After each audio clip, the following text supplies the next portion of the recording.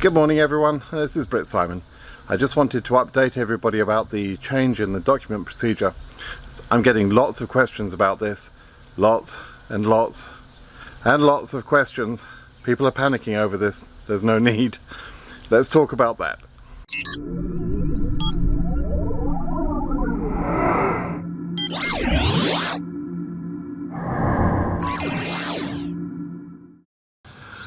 Okay, let's talk about this new procedure.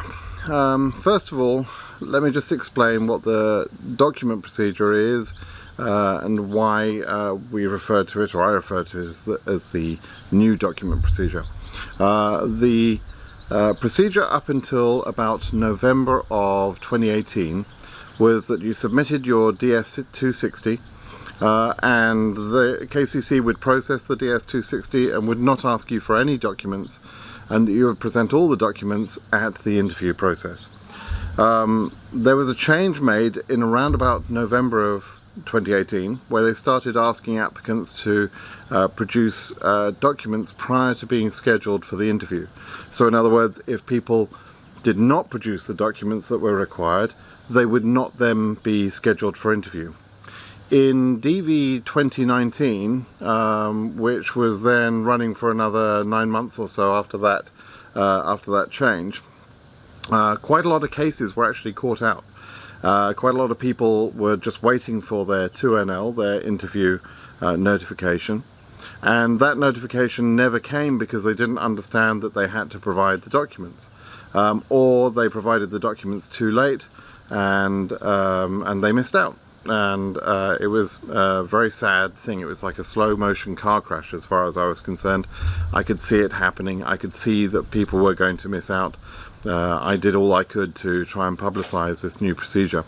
But still, I've had emails and messages from people since the end of DV 2019 saying they didn't get an interview either because they submitted their documents too late, or they thought that the documents that they had sent were complete, and KCC obviously didn't believe they were complete, and therefore no interview was scheduled. And so that caught out some people.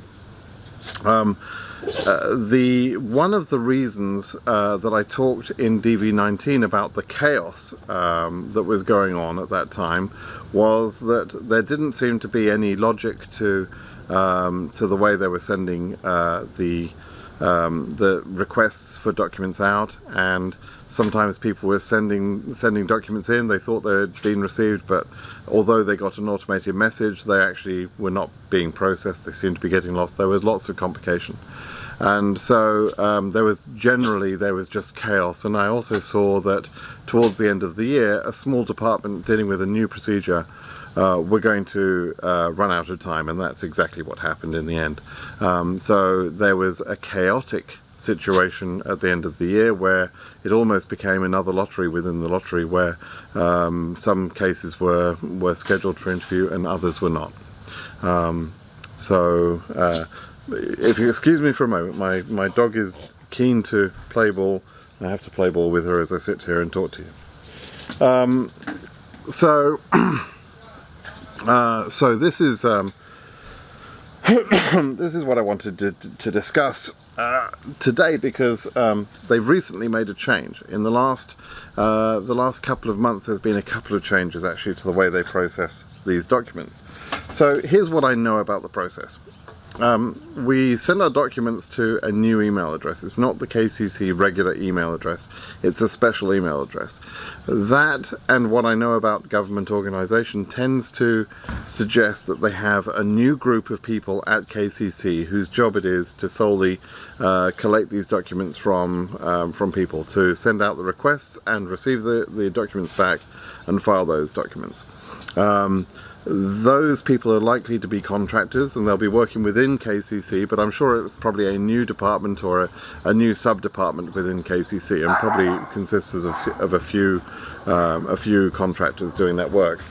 So if you can imagine, a year ago they implemented that system. It's not surprising that that they've had to make some tweaks in their processes to make those processes more efficient. And I'm sure they, they realised the chaos that was created last year. They must have understood the heartache that was created, and so they've tried to improve things. So we need to look at all the changes they're making to the procedure as a positive attempt to try and make these things better. Okay, so let's start with that in mind. This is not supposed to be some sort of attack against you or some way to disadvantage you, so no need to worry about that. They started off by sending in kind of random order. We don't understand the order in which they send these emails, but they've sent emails to cases in an order we didn't understand. It was not case number order. I don't think it was either DS submission date order either, necessarily. Possibly the DS completion date was being used at some point, but now in the last 2 weeks or so, they've started sending emails asking for documents to all case numbers. Whether or not you've submitted the DS260. So it seems like they've had another change. They're just going to send these emails out to everybody. Okay, so any case number, at any case number, let me just repeat that, at any case number could get an email for documents, whether or not you've submitted the DS260. Okay, so it doesn't matter if somebody else gets the email and you don't. They're not going to be able to send out 80,000 emails in one day. They're going to do this over a period of time. Some people will have been sent the emails and that email has been lost in your own email inbox. Sometimes it'll be filtered out by a spam filter or something like that. So look out for that. But in general, since we're only in October of 2020, there's plenty of time to figure out whether you have sent the documents in the appropriate format or not. I've actually written, by the way, a pretty detailed article on my blog. I'll link it below, explaining exactly what documents you're going to have to send, how you name those documents, how you collate them, etc., to make sure that you send them in the appropriate way. Okay, so make sure you go and read that. As I say, I'll put the link in the description below. Let me just address a few common questions I'm getting. Your case number might be 11,000, and yes, somebody at case number 25,000 might get the email before you. That's no problem. You may not have submitted your DS260 yet, and you might receive the email. That's okay, that's no problem. You may be planning to delay your case, either by not submitting the DS260 or by not submitting the documents. You can do that. You don't have to submit the documents just because they sent an email saying please submit these documents. You control the timing of when you submit your DS260 and the timing of when you submit your documents. And by doing those two things, you control the timing of your interview to some extent. About interview timing, no case will be scheduled for interview without having submitted the DS260, without having submitted the documents in a complete format, and being current. Okay, so it doesn't matter if somebody with a higher case number than you has been asked to send documents and you haven't. It doesn't give them any advantage whatsoever. If their case number is higher than yours, they can't be interviewed before their case number is current, and neither can you. And if your case number is lower, then your case number could be made current before their case number. Okay, so this hasn't been unfair in any way. It hasn't caused any change in the processing.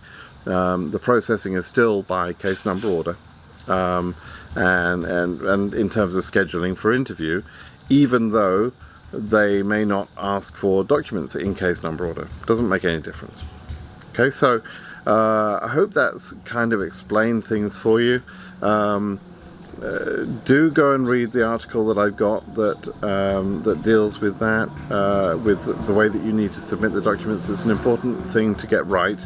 The suggestion from KCC is to name the documents in a certain way, and that's to speed up processing time at their end. So You don't have to name those documents in that way, but if you don't, it could slow up the processing. So if you want fast processing, read my article, which explains very carefully how to do those documents, how to submit those documents.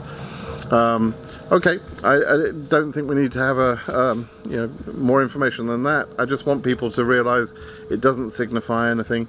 It doesn't mean, by the way, if you get your email, it doesn't mean that that's guaranteeing that you will get an interview. It doesn't mean anything. It just means that this is one administrative process that they have to do. They have to collect the documents and they're obviously looking for the most efficient ways to do that. And that at the moment means they're emailing large numbers of people. They may or may not have sent the email to you yet. It doesn't really matter. You will get your email in time. And if you excuse me, if after a couple more months it turns out you haven't been asked for the documents, and your case number is getting close to being current, then you can contact KCC and you can ask them whether you should be sending in your documents, and that's perfectly fine. There's nothing wrong with that. You won't delay your case by asking KCC questions. Okay, so hope that was helpful. All right, have a great day. Please subscribe to my channel, of course, to make sure you're getting more updates. I've been unable to post a video for a few days here now, but I've got a couple of updates to give you. So over the next few days you're going to be seeing a couple more videos from me, and as ever, I'll keep you informed with everything I know about the DV lottery. So please like this video, make sure you're subscribed, and have a great day. Bye bye now.